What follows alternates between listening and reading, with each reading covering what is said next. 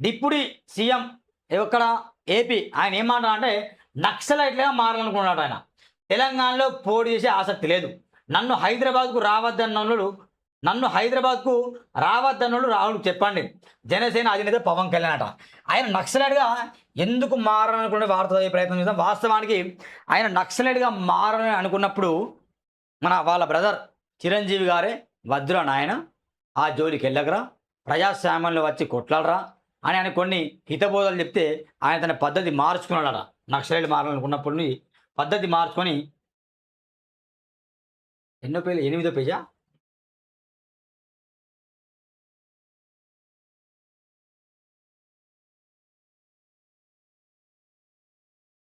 9th page.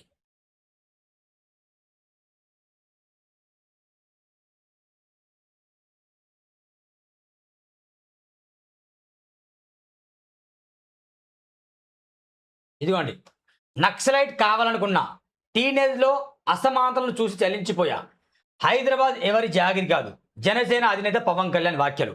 వాస్తవం media మిత్రులారా, జనసేన పవన్ కళ్యాణ్ ఈ మధ్య ప్రజల చెవులు బాగా పువ్వులు వేస్తాను. నిజం, కనకాంబరాలు, మల్లె పువ్వులు, గులాబీ పువ్వులు, ఎన్ని పువ్వులు ఉన్నాయి అన్ని పువ్వులు కూడా ఒక మంచి దండ అల్లేసి పవన్ కళ్యాణ్ నిజంగా వేస్తాడు. గమనించండి, ఈ పవన్ కళ్యాణ్ వెనుకున్న డ్రామా నేత, పవన్ కళ్యాణ్ని వెనుకుని నడిపించేది ఖచ్చితంగా అమిత్ షా, మోడీ, బీజేపీ పార్టీనే. ఇక్కడ తెలంగాణ రాష్ట్రంలో బీజేపీ పార్టీకి ఉనికి లేదు. నేను చెప్తున్నాను కదా, ఉనికి లేదు. ఏపీలో ఎట్లయితే టీడీపీ, జనసేన, బీజేపీ కలిసి కూటమి ప్రభుత్వాన్ని ఏర్పాటు చేశాయో అదేవిధంగా తెలంగాణ రాష్ట్రంలో కూడా ఒక కూటమి ప్రభుత్వం అంటే జనసేన ప్లస్ బీజేపీ కలిసి ఇక్కడ ప్రచారం చేసేసి బీజేపీని అధికారంలో తేవాలనే ఒక కంకణం కట్టుకున్నాడు. కాబట్టి ఇక్కడ దమ్మున్న నాయకులు ఎవరు లేరు. కాబట్టి ఈ పవన్ కళ్యాణ్ నటుడిని రాజకీయ రంగంలో తెలంగాణలో దింపిళ్ళు. దీన్ని మేము ముందే పసిగట్టినాం. ఏపీ రాజకీయాల లెక్కల ఇక్కడ తెలంగాణ ఉండవు, తండ్రి తరమేస్తాం. పవన్ కళ్యాణ్ అయితే ఇది, పని లేని కళ్యాణ్ అయితే అది. నేను మరీ చెప్తున్నా, పవన్ కళ్యాణ్ గారు నిజంగా తెలంగాణ అనేది అందరి జాగిరి. వాస్తవానికి మీ జాగిరి కాదు, నా జాగిరి కాదు, అందరి జాగిరి. ప్రజాస్వామ్యంలో ఎవరన్నా పోటీ చేయొచ్చు, కానీ దాని వెనుకున్న డ్రామా అనేది మేము పసిగట్టినంత ఈజీగా మాకు బాగా అర్థమైంది. మీరు మాత్రం ఖచ్చితంగా పోటీ చేసేది అమిత్ షానో, మోడీనో, లేకుంటే బీజేపీ పార్టీనో అధికారం తేవడానికే. నిజంగా మీరు ఇన్ని రోజులు ఎందుకు మౌనం ఉన్నామని, ఈ 10 సంవత్సరాల్లో ఎందుకు మౌనం ఉన్నారు? ఏం ఫైట్ చేసింది మీరు? నిజంగా రేవంత్ రెడ్డిని ప్రశ్నించిందా, బీఆర్ఎస్ పార్టీని ప్రశ్నించిందా? ఎవరిని ప్రశ్నిస్తాను మీరు? కేంద్ర వ్యాప్తంగా నిజంగా సెంట్రల్ గవర్నమెంట్ ఏటా 2 కోట్ల ఉద్యోగాలు ఇస్తానని చెప్పింది, దాన్ని ఎప్పుడైనా ప్రశ్నించినవా? విశాఖ స్టీల్లో అగ్ని ప్రమాదం జరిగి మరణిస్తాను, దాన్ని ప్రశ్నించినవా? ఎన్నో ఉన్నాయి ప్రశ్నించాల్సి, అవి ఎందుకు ప్రశ్నిస్తలేవు?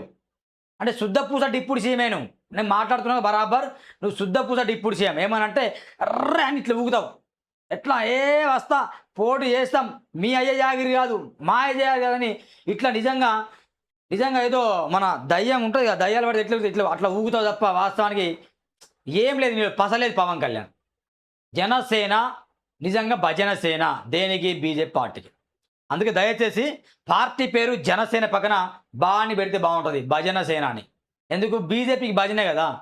నిజంగా నేను మరీ చెప్పిన, నా ఇన్స్టాలో నేను ఫేస్బుక్లో పెడితే దాదాపు కొందరు పిచ్చి బూతులు తిట్టారు. నిజంగా వాళ్ళు నిజంగా ఇక అంత ఘోరంగా బూతులు చదివితే నాకే బాధ అనిపిస్తుంది. పిచ్చి బూతులు తిట్టారు, నన్ను పచ్చిగా బూతులు తిట్టిండు. నిజంగా ప్రజారాజ్యం పార్టీ పెట్టి నిజంగా రాజ్యసభ సీటు కోసం చిరంజీవి 100 కోట్లకు కాంగ్రెస్ పార్టీకి అమ్ముడు పోవచ్చు. అప్పుడు పవన్ కళ్యాణ్ ఏం నోరు మెదపడు. ఇప్పుడు పవన్ కళ్యాణ్ తన ఉనికిని కాపాడుకోవడం కోసం బీజేపీ పార్టీతో ఏపీలో జత కట్టచ్చు.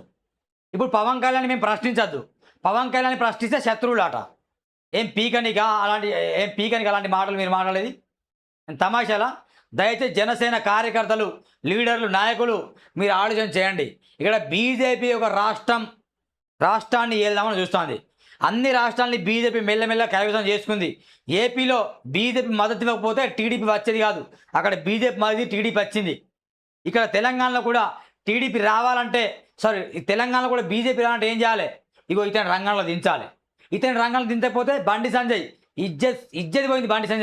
బండి సాయి భగరత్ ఫోక్సో కేసు అరెస్ట్ అయింది కాబట్టి ఆయన మాట్లాడిన పరిస్థితి. ఇక మిగతా వాళ్ళు గడుచున్నోళ్ళు కాదు. ఈటెల రాజేందర్ గడుచున్న వ్యక్తే, బీసీ నేత, అన్ని కులాలని అన్ని మతాలని గౌరవించే వ్యక్తి. అంత హిందుత్వ భావజాలంతో ఆయన ఉండడు. సకల జనులు కావాలి, సకల మతాలు కావాలనే కాన్సెప్ట్ అదంది. ఈటెలకు మద్దతు ఇస్తే బీజేపీకి పడాల్సిన హిందూ ఓట్లు పడవు. రఘునందన్ రావు అంటవా, ఆయన కేవలం లాయర్గా పనిచేస్తాడు. ధర్మపురి అరవింద్ కూడా ప్రశ్నించడానికి పనిచేస్తాడు. ఇక ఈయన జాతీయ స్థాయి లీడర్, ఆయన చాలామంది ఫాలోవర్స్ ఉన్నారు. ఇతని రంగంలో దిస్తే బీజేపీ తెలంగాణలో వచ్చే అవకాశం ఉందని చెప్తాను. కానీ పవన్ కళ్యాణ్ దయచేసి చెప్తున్నా, మరీ మీకు మన పాత రోజులు గుర్తు చేస్తున్నా, ప్రజారాజ్యం పార్టీ పెట్టి చిరంజీవి ఏ స్థాయికి పోయిండో నీ స్థాయి కూడా అదే విధంగా ఉంటుంది. కాబట్టి దయచేసి ఈ వార్త చదివే ఓపిక నాకు లేదు వాస్తవానికి. ఎందుకంటే ఈ ఏం మాట్లాడతామో నేను ముందే చెప్తున్నా.